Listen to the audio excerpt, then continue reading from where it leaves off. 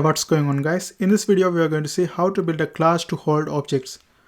Here, if you watch these classes right here, I made a bunch of new classes. In previous one I had like cup, and other one is like bee, and the other classes, but I created a bunch of new classes for this polymorphism. Okay, now here we have apples, and then dog class, fish class, animals.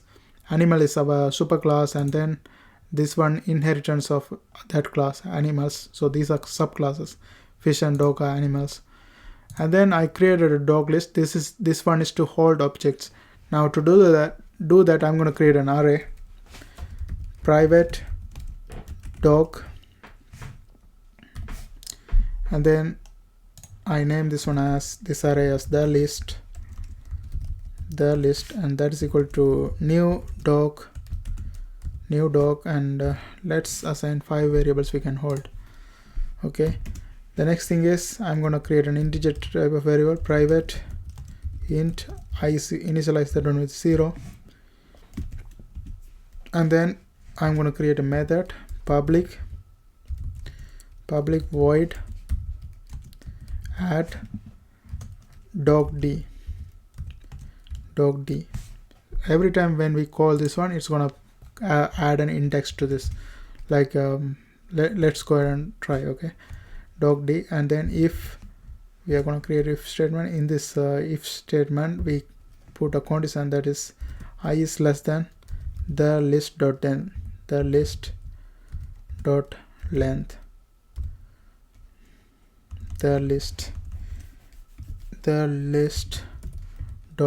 length.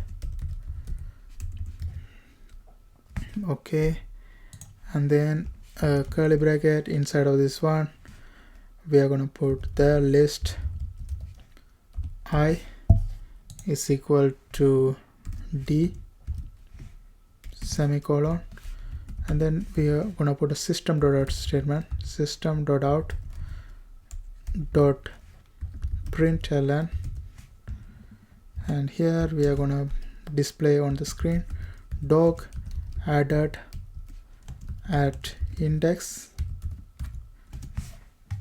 and however many times we call this dog class. Okay, that is to do that plus I, and then we are going to do the increment for I, like I++. Now we don't have any error in this class. Now I go to the main class. In my case, my main class is apples. In this class I'm going to create an object for dog list class, dog list, and I name, you can name whatever the name you want. I just put DLO, and that is equal to new dog list,